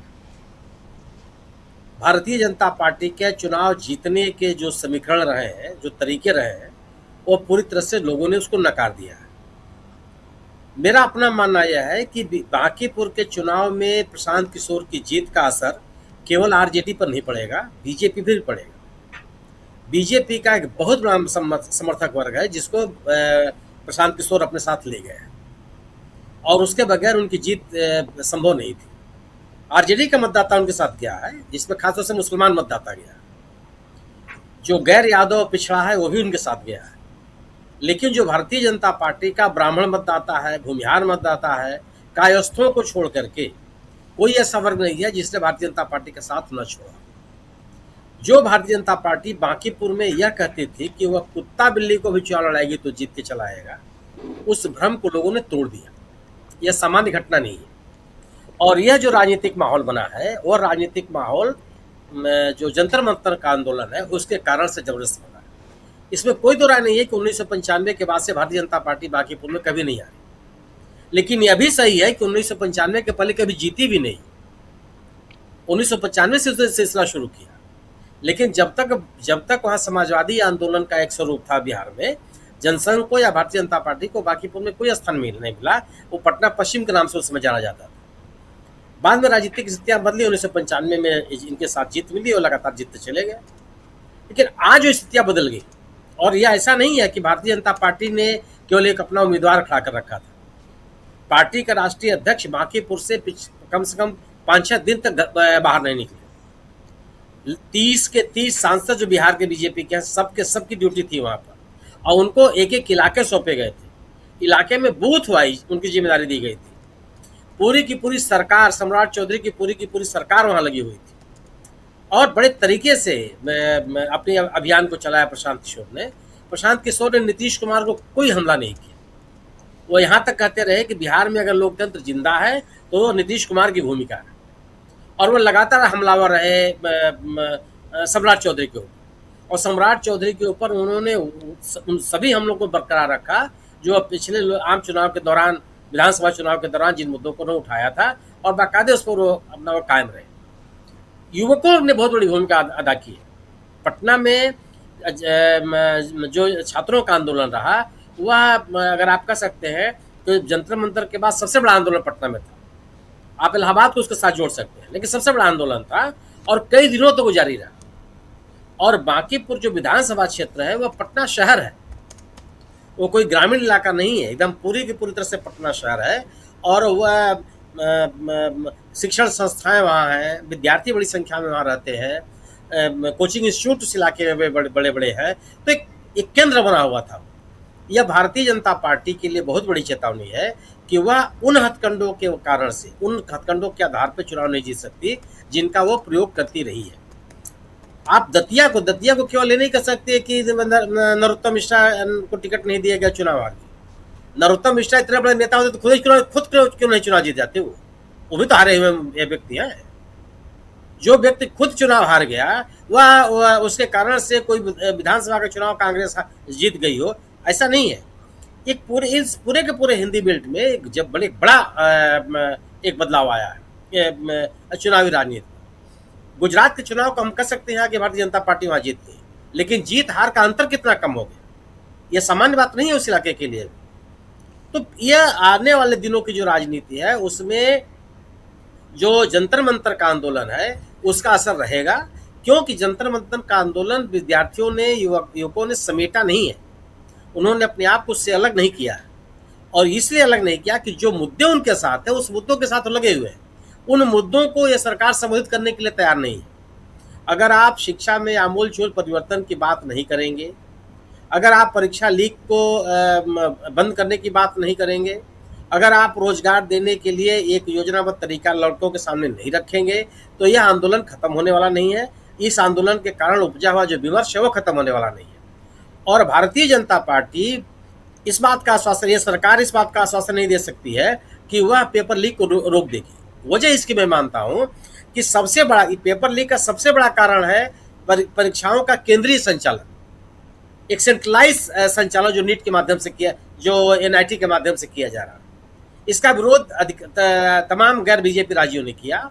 और राज्यों की मांग रही है कि यह जो नीट की परीक्षा है या जो नीट के द्वारा अन्य प्रवेश परीक्षाएं का आयोजन कराया जा रहा है, वो अलग अलग राज्यों में जो विकेंद्रित व्यवस्था है, जो पहले की व्यवस्था रही है, उसके तहत लागू किया जाए।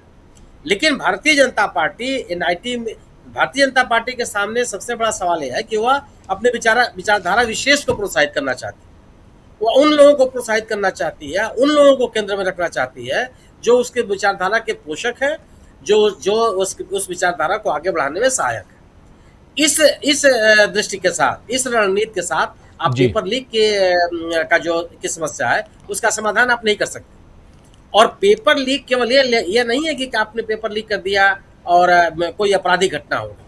पेपर लीक विद्यार्थियों के सामने बड़ा सवाल है कि उनसे जो उनमें प्रतिभाशाली छात्र हैं उनके मौके को छीन लेना, उनका मौका गंवा देना, ये एक ऐसा विमर्श विद्यार्थियों में बना है जो जल्दी खत्म होने वाला नहीं है। तब तक ये खत्म नहीं होगा जब तक ये सरकार इस मुद्दे को गंभीरता से संबोधित नहीं करती। तो मेरा अपना मानना यह है कि बांकीपुर का चुनाव हो या दतिया का चुनाव हो, इसको पूरी तरह से मैं मानता हूं कि जंतर मंतर के आंदोलन से निकला हुआ जो राजनीतिक माहौल है, जो पॉलिटिकल नैरेटिव मतलब उसका प्रभाव है, उसका प्रभाव है इस पे, निर्णायक प्रभाव, सामान्य प्रभाव नहीं, निर्णायक असर मैं इसको मानता हूँ।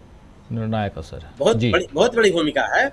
और मैं ये मानता हूं कि भारतीय जनता पार्टी अपने धार्मिक ध्रुवीकरण के नाम पर, राष्ट्रवाद के नाम पर, जो हिंदुत्व के नाम पर जो चुनाव जीतने या चुनावी राजनीति को आगे बढ़ाने में कामयाब होती रही है, वह दिन अब चलेगा, वो पूरा होने वाला नहीं। जी बिल्कुल। जरा प्रशांत जी के पास आना चाहता हूँ। प्रशांत जी, इसको अब आगे की सियासत में क्या ये हम अब मान लें कि ये जो आंदोलन है उसका असर दिखाई देगा? इस आंदोलन का असर इसलिए कह रहा हूँ क्योंकि अगर मोहन भागवत 6 अगस्त को जेन अल्फ़ा और जेन जी के साथ चर्चा करेंगे तो समझ लीजिए मोहन भागवत चर्चा करने जा रहे हैं। अभी उनकी चिट्ठी आ चुकी है, विज्ञप्ति आ चुकी है, मतलब ये फाइनल है कि 6 तारीख को वो चर्चा करने जा रहे हैं। तो क्या ये घबराहट, लेकिन दूसरी बात यहाँ पे कि क्या इनको वो साध पाएंगे, एक ये भी सवाल है। इन बच्चों को साध पाएंगे क्या, चाहे आरएसएस हो या बीजेपी हो या नरेंद्र मोदी के रील्स हों? प्रशांत जी। देखिए, जंतर मंतर ने दरअसल आरएसएस की 100 साल की मेहनत में पानी फेर दिया। आप वहां पे जाते रहे हैं जंतर मंतर, और हम देश भर के युवाओं के पोस्ट, सोशल मीडिया पोस्ट, उनके विचार, उनके रील्स, उनके वीडियोस, उनके इंटरव्यूज देख रहे हैं। अभी आपका पॉडकास्ट है, वो भी हम लोग देखेंगे अभी रात में। तो उनकी वैल्यूज और आरएसएस की वैल्यूज में 36 का आंकड़ा है, जमीन आसमान का फर्क है। और अब आप चाहें तो जेन अल्फा की बात कर लें, जो बच्चियां, पहली बात की लड़कियों के ज्यादातर आप देखिए कि पार्टिसिपेशन जंतर मंतर में भी, चाहे नारे लगाने में, चाहे पुलिस से पिटने में, चाहे वो रील्स बनाने में, चाहे प्रधानमंत्री को ही कुछ कहने में, और प्रधानमंत्री भी लड़कियों पे ही ज्यादा नाराजगी है उनकी। और जो उनका आईटी सेल फूट पड़ा लड़कियों पे जंतर मंतर की, तो दिखाई दे रहा है कि युवा लड़कियों ने, युवतियों ने बहुत तेजी से इस पे पार्टिसिपेट किया। आरएसएस की विचारधारा के खिलाफ है ये तो मनुस्मृति के खिलाफ है पूरा मामला उनके हिसाब से। और मोहन भागवत इसको कह चुके हैं, इसको मैं अपनी बात नहीं कह रहा हूँ, मोहन भागवत खुद कह चुके हैं कि महिलाओं को काम घर पे चूका चौला करना है, चौका चूल्हा करना ही उनका काम है, 4 दीवारी के अंदर काम है। उनका काम जंतर मंतर पर खड़े होकर नारे लगाना नहीं है, अधिकारों की बात करना नहीं है। तो ये आरएसएस की विचारधारा के खिलाफ ये वैल्यूज हैं। क्या बात करेंगे मोहन भागवत इन युवाओं से कि शाखा में आया करो? क्या मतलब उनके पास कोई एजेंडा नहीं है बात करने का। आप आरएसएस की कोई भी किताब, कोई भी लिटरेचर पढ़ लें तो जो आज के युवा हैं उनकी, वो क्या कहेंगे कि गोमूत्र पिया करो, गोबर की पूजा करो। उनके पास ऐसा कुछ है नहीं कहने को। भाषण आप देखिए, बसों में बैठा के ले आओ बच्चों को अपने, उनके पास तो उनके भी अपने स्कूल भी है, सरस्वती विद्या मंदिर, वहीं से उठा के बच्चों को ले आएंगे, उन्हीं बच्चों को भाषण दे देंगे आप। लेकिन जो देश का युवा है वो आरएसएस की विचारधारा से अब नहीं है। हम ये जंतर मंतर में भी देख चुके हैं और बाकी जगह भी देख रहे हैं। लेकिन जो बड़ा सवाल ये है कि जंतर मंतर का असर अब देश की राजनीति में पड़ेगा। शिक्षा एक बड़ा एजेंडा होगा। नरेंद्र मोदी ने रील बनाना बंद कर दिया है, इतना मजाक उड़ा दिया है बच्चों ने, इतना उसकी धज्जियां उड़ा दी उनकी रील की कि वो रील फिर भी बनाएंगे, लेकिन वो जितनी बार भी रील बनाएंगे उसका बिल्कुल ऐसा पोस्टमार्टम वो करते हैं कि आप हंसते ही रहें। तो पूरा मनोरंजन का जो काम है वो ये जेनजी कर रही है नरेंद्र मोदी की रील्स को लेकर। और दूसरा एक जो कार्रवाई हो रही है कि बदले की कार्रवाई हो रही है पुलिस के द्वारा, प्रशासन के द्वारा, सरकार के द्वारा, इनकी ऑर्गेनाइजेशंस के द्वारा, इनके एमपीज के द्वारा, बीजेपी आईटी सेल के द्वारा, कि पूरा बदले की कार्रवाई जो है वो जंतर मंतर में जो युवा जमा हुए थे उनके खिलाफ हो रही है, ढूंढ कर हो रही है। और ये नुकसान करेगा उनको, ये बीजेपी को नुकसान करने वाला है। ये आंदोलन अभी बंद नहीं हुआ है। अभी इलाहाबाद में राहुल गांधी करने वाले हैं, 1.5 लाख से ऊपर उनका रजिस्ट्रेशन हो चुका है। देहरादून में देखा था हमने कि लगभग 2.5 लाख था। लोग मुझे बता रहे हैं कि देहरादून से ज़्यादा लोग आएंगे यहाँ पे इलाहाबाद में। तो ये सब चीज़ों को देखते हुए लग रहा है कि अब देश की राजनीति पे इसका असर होगा। जैसे मैंने पहले कहा कि सुप्रीम कोर्ट पे इसका असर हम देख रहे हैं। जब लोग सड़कों पे आते हैं, एक सेंटीमेंट बाहर आता है तो इसका असर होता है। चुनाव आयोग पे भी हमने असर देख लिया। आज के जो रिजल्ट आए बाई इलेक्शन के, अभी उसको तीन ही जगह बाई इलेक्शन है तो कहना कंक्लूसिव तौर पे उचित नहीं होगा। लेकिन मैं देख रहा हूं कि ये चुनाव आयोग ने एक भी चुनाव राजीव कुमार और ज्ञानेश कुमार की चुनाव आयोग में रहते हुए एक भी चुनाव निष्पक्ष तरीके से नहीं कराया। उन चुनाव में अगर बीजेपी की हार हो जाए, वो भी धर्मेंद्र प्रधान के इस्तीफे के 1 हफ्ते बाद हो जाए, तो इसका मतलब है कि ज्ञानेश कुमार चाहते हुए भी कुछ नहीं कर पाए। तो उसका असर तो दिख रहा है। कुछ नहीं तो बांकीपुर का चुनाव तो एनी हाउ बीजेपी जीतना चाह रही होगी एनी हाउ, क्योंकि राष्ट्रीय अध्यक्ष की सीट, जी उनके अध्यक्ष की सीट है, उनके अध्यक्ष की सीट है। गणेश कुमार चाहते हुए कर पाए होंगे।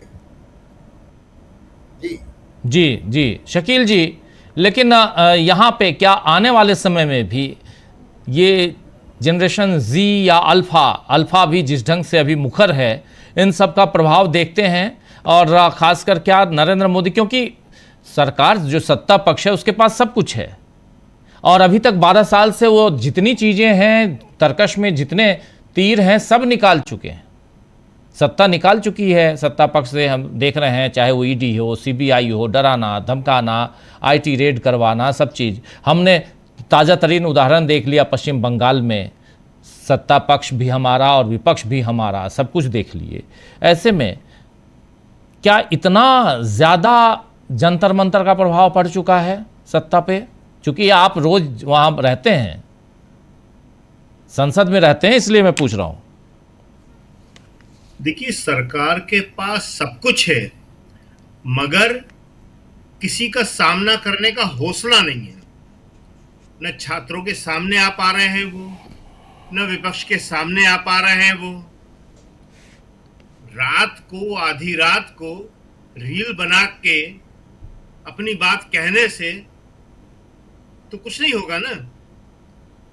आज लोकसभा नहीं चली, तीसरा हफ्ता था आज संसद के मानसून सत्र का। 11 बजे स्टार्ट हुई, 12 बजे तक के लिए स्थगित, 12 बजे स्टार्ट हुई, 2 बजे तक के लिए, 2 बजे स्टार्ट हुई, दिन भर के लिए।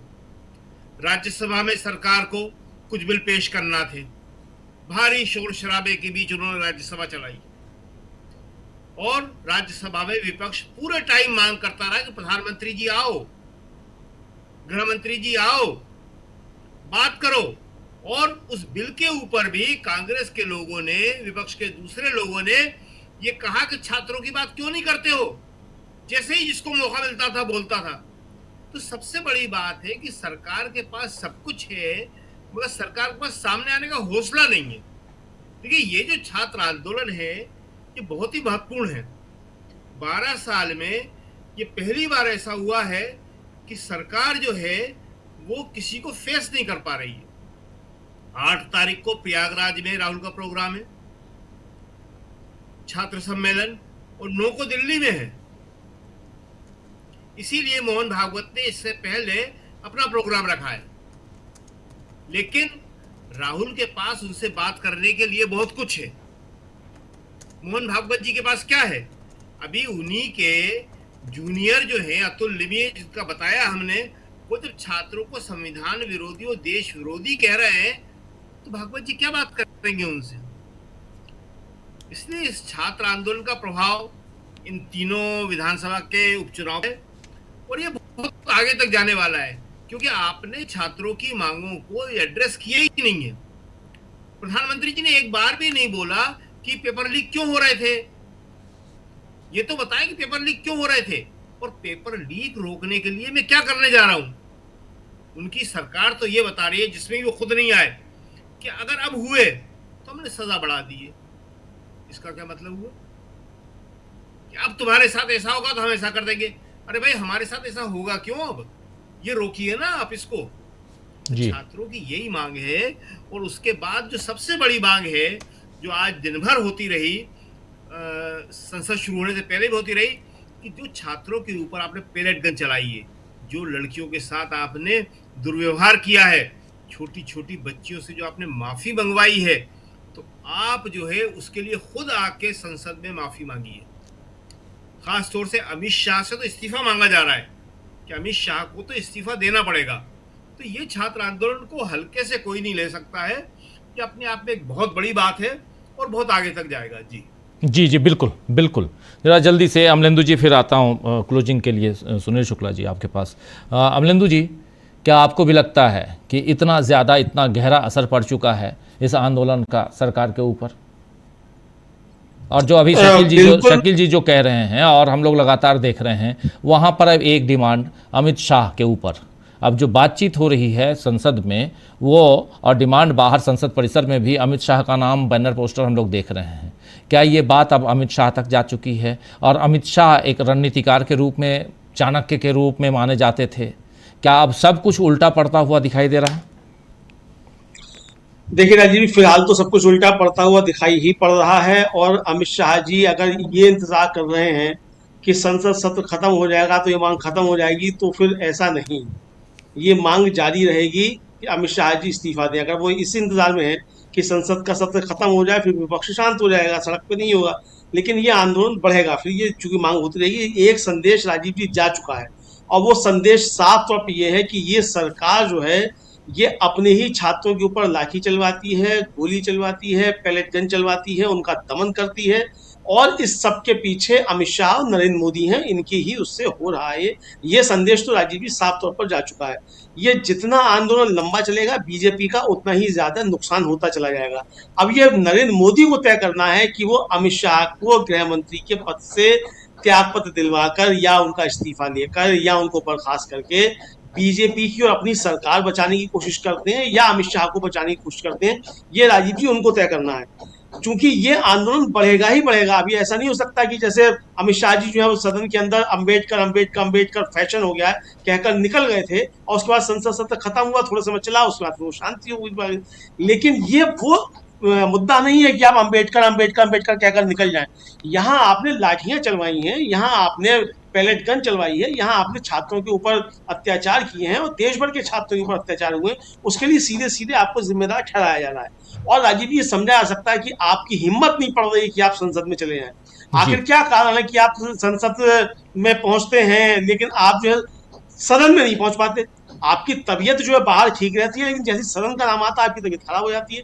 तो तबीयत जो है राजीव खराब हो रही है। मुझे लगता है कि पूरी बीजेपी की तबीयत जो है वो खराब हो चुकी है। तो इसलिए इसका देश की राजनीति पर निश्चित तौर से बड़ा प्रभाव पड़ेगा और ये जितना इसको टालने की कोशिश करेंगे उतना ही बीजेपी का नुकसान होता चला जाएगा। जी जी, सुनील शुक्ला जी, क्या आपको भी लगता है कि अमित शाह का नाम जितना विपक्ष की तरफ से लिया जाएगा उतना ही बीजेपी के लिए मुसीबतें खड़ी होंगी आने वाले समय में? और उसमें जंतर मंतर तो पहले से बिल्कुल खाद जो है वो ज़मीन, और वो भी बिल्कुल खाद पानी डाल के बिल्कुल तैयार करके रख दी गई है। जंतर मंतर में जो छात्रों के साथ, जो आंदोलनकारी युवकों के साथ हुआ, उसके लिए तो सीधे सीधे गृह मंत्रालय जिम्मेदार है। गृह मंत्रालय के मुखिया अमित शाह साहब हैं। सरकार के तौर पर, संगठन के तौर पर आप अगर बात कीजिए तो भारतीय जनता पार्टी के नंबर 2 के व्यक्ति हैं, वो सबसे ताकतवर व्यक्ति माने जाते हैं। उनके बारे में कहा जाता है कि वह भारतीय जनता पार्टी के चाणक्य हैं। तो जो विपक्ष ने अमित शाह को घेरा है वो तो उनकी एकदम रणनीति सफल है। कैसे आप उस जिम्मेदारी से कैसे भाग सकते हैं अमित शाह? संसद में ना आने से अपनी जिम्मेदारियों से आप मुंह चुरा लेंगे, ये संभव है क्या? मोहन भागवत साहब कह रहे हैं कि हम छात्रों से संवाद करेंगे। पर जेन अल्फा तो आपके जमाने में पैदा हुआ, वो तो आपसे संवाद करते करते करते ही बस आप अपना जीवन शुरू कर रहा है 2014 से। उससे कुछ बात करने के लिए बचा है क्या? क्या बात करेंगे आप? उसको तो सब कुछ आप समझा चुके हैं। उसको आप राष्ट्रवाद भी समझा चुके हैं, उसको हिंदुत्व भी समझा चुके हैं, उसको मुसलमानों का डर भी दिखा चुके हैं, उसको सामाजिक समरसता के बारे में भी तरह तरह के आप नफा नुकसान बता चुके हैं। सब कुछ आपने जेन अल्फा को बता दिया है। बावजूद जेन अल्फा आपके साथ सहमत नहीं है। अगर राष्ट्रीय स्वयंसेवक संघ के लोग नागरिक आजादी की बात नहीं करते, अगर राष्ट्रीय स्वयंसेवक संघ के लोग सामाजिक समरसता की बात नहीं करते, अगर संघ के लोग युवाओं में बेरोजगारी को लेकर के हो रही हलचल के बारे को लेकर कोई विमर्श पैदा नहीं करते, तो क्या चर्चा करेंगे आप उनसे?